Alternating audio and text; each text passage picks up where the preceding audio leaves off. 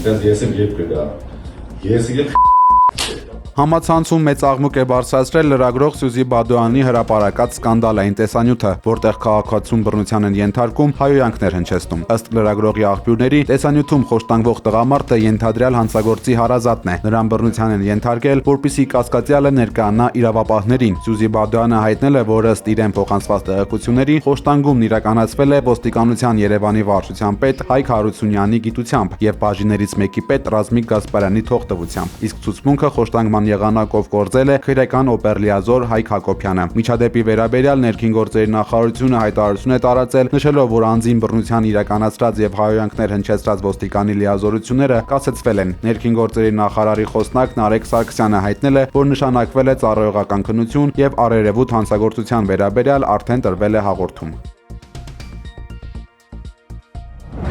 I am incarcerated today for a simple reason. Քրիստոնեական համերաշխության միջազգային կազմակերպության նախագահ Ջոն Էյբները տեղեկացրել է, որ հանդիպել է Մայրաթոռում ամենայն հայոց կաթողիկոսին ու ընդգծել, որ վեհափառն ամուր, հաստատուն ու վճռականությամբ լի կանգնած է պաշտպանելու իր ազգին, հոտը եւ կատարելու իր պարտականությունները։ Ջոն Էյբները նաեւ հայտնել է, որ այսօր առավոտյան պատվիրակությունը կարողացել է բանտում տեսակցել Բագրատ Սրբազանին, որը միջազգային կազմակերպության ներկայացուցիչներին է փոխանցել երկու նամակ, դրանցից մեկն ուղղված է Վաշինգտոնում ընթացող միջազգային կրոնական ազատության վերաժողովին, իսկ մյուսը ԱՄՆ փոխնախագահ J.D. Vance-ին, որը շուտով այցելելու է Հայաստան եւ Ադրբեջան։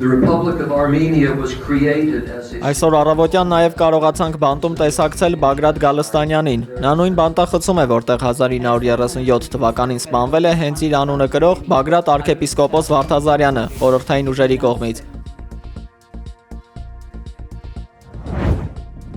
Վաշինգտոնում կայացած միջազգային կրոնական ազատության գագաթնաժողովի շրջանակներում փաստաբան Արամ Վարդևանյանը ելույթ է ունեցել ներկայացնելով Հայաստանում կրոնական ազատությունների եւ քաղաքական հալածանքների վերաբերյալ մտահոգիչ իրողություններ։ Վարդևանյանը բարձր ամբիոնից հիշեցրել է Հայաստանի պատմությունը, նշելով, որ մեր երկիրը առաջինն է ընդունել քրիստոնեությունը որպես պետական կրոն, սակայն այսօր կանգնած է ներքին ու արտաքին լուրջ մարտահրավերների առջև։ Արամ Վարդևանյանն իր խոսքում առանձնահատուկ ուշադրություն է հրավիրել, որ Արցախյան 44-օրյա պատերազմից եւ 120,000 հայերի բռնի տեղանումից հետո հայ ժողովուրդը շարունակում է կրել կորուստներ ոչ միայն հայրենի հողում, այլև հոգեվոր տիրույթում։ Գագաթնաժողովի մասնակիցներին փաստաբանը մանրամասներ է ներկայացրել Հայաստանի իշխանության ամենայն հայոց կաթողիկոսի հրաժարականի պահանջի, եպիսկոպոսների կալանավորման եւ սրբազանների դեմ հարուցված քրեական հետապնդումների մասին։ Վարդևանյանը դա որակել է որպես աննախադեպ միջամտություն եկեղեցական կյանքին։ Թեև հայկական եկեղեցին ենթարկվել է կրոնական հալածանքների օտար պետությունների կողմից, այսօր մենք ականատես ենք լինում աներևակայելի երևույթի՝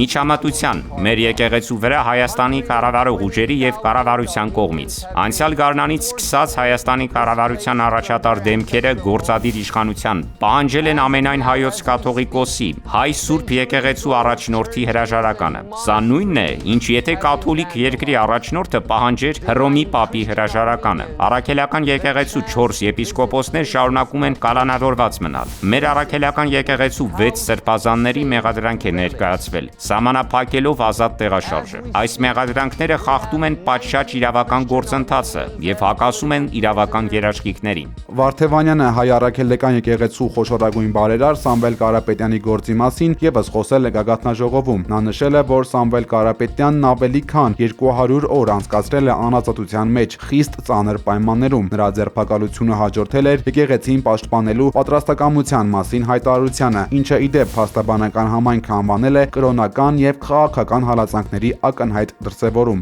Հայաստանի կառավարությունը իր ուժը զենք է դարձրել մեր եկեղեցու դեմ։ Նախնական կալանքը վերածվել է պատժի, ինչն անընդունելի է։ Մեր ազգային բարերարը եւ սուրբ առաջնորդները դարձել են քաղբանտարկյալներ մեր իսկ երկրում։ Իմ փաստաբանական 15 տարվա պրակտիկայի ընթացքում ես երբեք չեմ տեսել կրոնական ազատության նման ակնհայտ խախտումներ։ Մեկ տարի առաջ Միացյալ Նահանգների փոխնախագահ J.D. Vance-ը մի շատ կարևոր հայտարարություն արեց։ Մենք պետք է ավելին անենք, քան պարզապես խոսենք ժողովրդավարական արժեքների մասին։ Մենք պետք է ապրենք դրանցով։ Ես հավատում եմ, որ հենց այս բանաձևի միջոցով է հնարավոր հաջողել։ Ես աղոթում եմ, որ մենք միասին կարողանանք խթանել եւ ավելի լավ պաշտպանել կրոնի ազատությունը ոչ թե խոսքով, այլ գործով։ Ես աղոթում եմ բոլոր նրանց ազատության համար, ովքեր ապօրինի կերպով կալանավորված են եւ ենթարկվում են անօրինական հալածանքների հալածանքների իմ հիասքանչ երկրում եւ արտասահմանում։ Շնորհակալություն։ Աստված բոլորին պահապան։ Thank you so much. God bless you all. Ազգային բարերար Սամվել Կարապետյանը, որը գտնվում է տնային կալանքի տակ, առողջական խնդիրների պատճառով այցելել է բժշկական հաստատություն։ Ինչպես հայտնել է նրա պաշտպան Արմեն Ֆերոյանը, բարերարը շարունակում է կորոնավիրուսային վարակի եւ թոքաբորբի հետևանքների դեմ ուղղված վերականգնողական բուժումը։ Ներկայումս նա անցնում է անհրաժեշտ թերապևտիկ կուրս եւ գտնվում է ակտիվ ապակինման փուլում։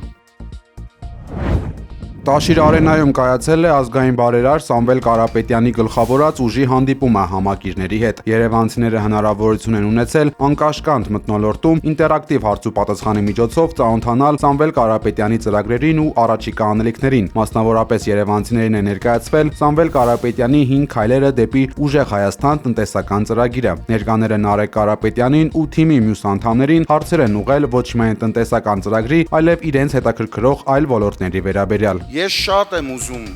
լսել ձեզանից ու հասկանալ իշխանության գալով վերջապես մեր երկրում գործելու է օրենքը, թե ոչ։ Գիտեք, ընդդիմությունները մի հատ հատկություն ունեն մինչև իշխանություն դառնալը։ Իրանք միշտ ասում են հա, միշտ հասնում են իշխանության, մի 2 տարի դիմանում են, հետո ամբողջ օրը դատավորներին հրավանգներ են տալիս։ Ճիշտ եք ասում։ Ես չէի ցանկանա որևէ կասկած առաջացնել իմ խոսքը, բայց մի բան կարող եմ հաստատ ասել։ Ուրիշ մոտիվացիա, ուրիշ նպատակ, քան այս մեր երկիրը փոխելու մենք չունենք։ Եվ այդ ճանապարհին մենք անելու ենք ամեն ինչ, որ երբ որ մենք չլինենք ուրիշ իշխանություն լինի, չկարողանա անի այն, ինչ հիմա են անում։ Հանդիպան ընթացքում ներկաներից մեկը հետաքրքրվել է էներգետիկայի ոլորտի զարգացման հեռանկարներով, առաջարկելով դիտարկել աղբից էլեկտրաէներգիայի ստանալու այլընտրանքային տարբերակը, ինչը կօգնի նաև լուծել Նուբարաշենի աղբավայրի եւ մայրաքաղաքի օդի աղտոտվածության խնդիրը։ Արձագանքելով քաղաքացու առաջարկին, Նարեկ Կարապետյանը նշել է, որ նման նախաձեռնությունները կարող են էականորեն նվազեցնել հիվանդությունների աճը։ Նուբարաշենի աղբավայրը Երևանի աղտոտված հոտի, ընդհանրապես օդի հիմնական խնդիրներից մեկն է։ 2 օր առաջ բժիշկների հետ հանդիպման էինք եւ իրենք ասեցին, որ օնկոհիվանդությունների թիվը 7 տարում աճել է 20%-ով։ Միայն նրա պատճառով, որ օդը աղտոտված է Երևանում։ Իրենք բուժառուների մոտ 20%-ով աճ ունեն։ Իսկ ձեր ասած տարբերակի դեպքում մենք կկարողանանք լուծել այդ հարցը։ ԱՄՆ նախագահ Դոնալդ Թրամփը ի տարբերություն Իսրայելի կարծում է, որ Իրանի վրա հարձակվելու անհրաժեշտություն դեռևս չկա, հայտնել է ամերիկյան Axios պարբերականը։ Կարելի է վստահորեն ասել, որ իրականում հենց իսրայելցիներն են ցանկանում հարվածել։ Նախագահն այլ կարծիքի է։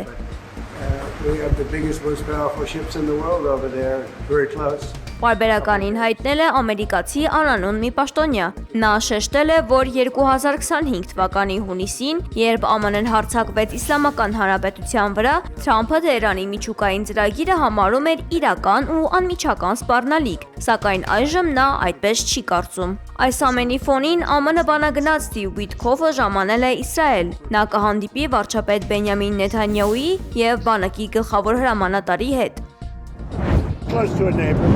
Սպիտակ տանը նախատեսվում է Դոնալդ Թրամփի եւ Կոլումբիայի նախագահ Գուստավո Պետրոյի հանդիպումը։ Այն անցկացվում է ԱՄՆ-Կոլումբիա հարաբերությունների լարված փուլում։ Քննարկումների առանցքում կլինեն տարածաշրջանային անվտանգությունը եւ թմրանյութերի դեմ պայքարը։ Իրավիճակը բարդացել է նաեւ Վենեսուելայում տեղի ունեցած փոփոխություններից հետո, երբ կալանավորվեց նախկին նախագահ Նիկոլաս Մադուրոն։ Վենեսուելայի նոր իշխանությունները Դելսի Ռոդրիգեսի ղեկավարությամբ փորձում են վերականգնել հարաբերությունները Միացյալ Նահանգների հետ։ Մինչդեռ Պետրոն շարունակում է քննադատել Վաշինգտոնի քաղաքականությունը, այն համարելով գաղութատիրական։ Հանդիպման ֆոնին Կոլումբիայում անցկացվում են զանգվածային ցույցեր՝ ի աջակցություն երկրի ինքնիշխանությանը։